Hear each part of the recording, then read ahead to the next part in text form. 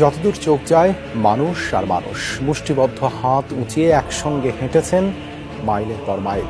সবার কণ্ঠে বিজয়ের উল্লাস, সাথে সাথে স্লোগানে দ্রোহের আগুন। মুক্ত বাতাসে গলা উঁচু করে শব্দ করার আবেগ ধরে রাখতে পারেনি তারা।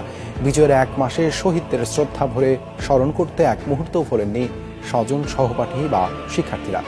এসেছিলেন স্বজনরাও। সবার দাবি জুলাই গণহত্যার বিচার আর রাষ্ট্রের সংস্কার।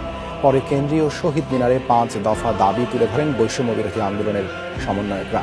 বলেন, লড়াই এখনো শেষ হয়নি।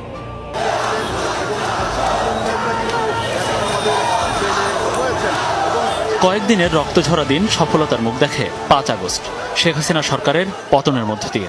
সেদিনের ছাত্র জনতার বিজয়ে উৎসবে মেতে উঠেছিল পুরো বাংলাদেশ। কিন্তু তার আগেই হাজার হাজার মানুষ আহত হয়, সরকারি বাহিনীর গুলিতে নিহত হন শত শত ছাত্র।